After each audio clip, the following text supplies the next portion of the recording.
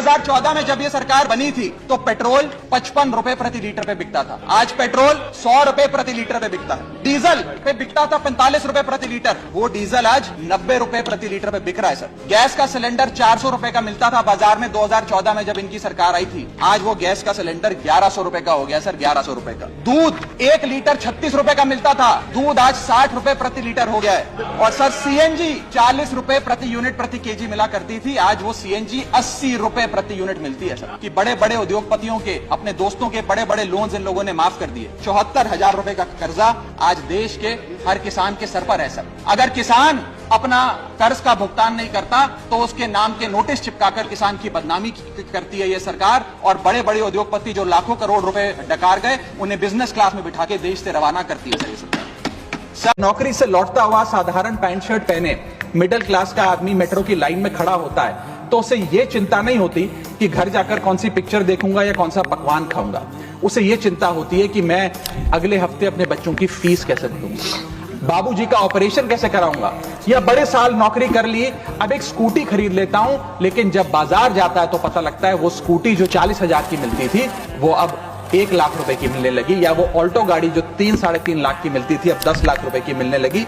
ये सच्चाई है सर। और इसलिए है क्योंकि सर सैलरी बढ़ती नहीं, बचत होती नहीं, सिर्फ और सिर्फ महंगाई बढ़ती है। सैलरी तो 7 तारीख को आती है महीने की, लेकिन 1 तारीख को मकान मालिक आ जाता है दरवाजे पे दरवाजा खटखटाने की किराया दो। इसीलिए मिडिल क्लास आज सरकार को वो गाना सुनाना चाहता है कि सारी उम्र हम मर मर के जी लिए, एक पल तो अब हमें जीने दो। सारी उम्र हम मर मर के जी लिए, एक पल तो अब हमें। सर आज 10 ग्राम सोना भारत में लगभग 1,35,000 रुपए का मिलता है। आप यदि किसी दुकान में जाकर कहिए कि भाई मेरे पास 1,35,000 रुपए तो है नहीं 10 ग्राम सोना खरीदने के लिए, आप मुझे 500 रुपए का सोना दे दो, तो शायद आप 500 रुपए का सोना नहीं खरीद सकते। लेकिन जब से गोल्ड ETF आया, डिजिटल गोल्ड आया, आप 500 रुपए का गोल्ड खरीद पाएंगे इलेक्ट्रॉनिकली, डिजिटली। ठीक वैसे ही आप एसेट्स को अगर डिजिटाइज करेंगे, इन टोकन्स के माध्यम से आप इन एसेट्स की हिस्सेदारी पा सकते हैं। सर मैं समाप्त कर रहा हूं। एक वस्तु 100 रुपए की बाजार में मिलती थी, उस पर 18% जीएसटी था, तो उसकी मार्केट वैल्यू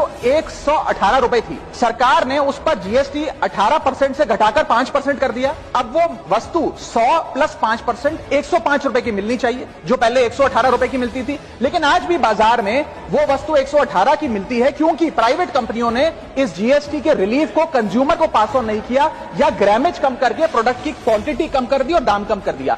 इसीलिए यह जरूरी है कि पास थ्रू का बेनिफिट पूरी तरीके से। इसमें 75,800 घटनाएं सामने आई जो कि कंप्लेंट्स दर्ज हुई।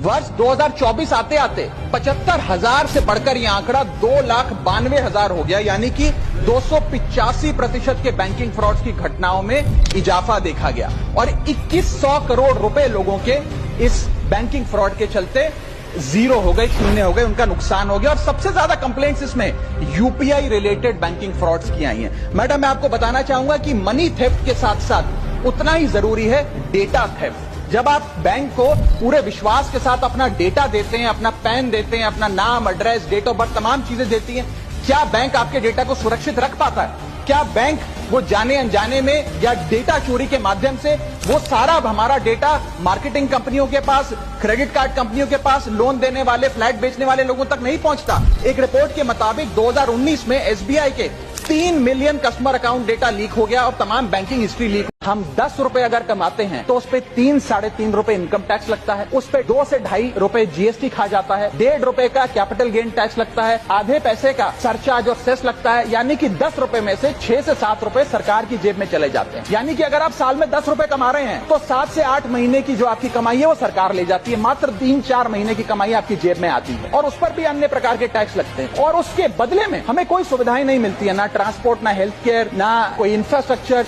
कोई ऐसे जैसे और बड़े बड़े विकसित देशों में, United states of America, United kingdom, European countries में जो हाई टैक्स रिजीम्स मानी जाती हैं, उनमें नागरिकों को सुविधा दी जाती है। लेकिन उसके बदले में दिल्ली में, हिंदुस्तान में, देश भर में कोई ऐसी सुविधा। राघव चड्ढा एक सांसद है, समोसा 400 रुपया का बिकता था, पानी 300-200 रुपया का बिकता था एयरपोर्ट पे। उस इंसान ने पानी 20, चाय 10 रुपया कराया, समोसा 30 रुपया कराया, एयरपोर्ट पे 400 रुपया से आ गया। समझ में गया?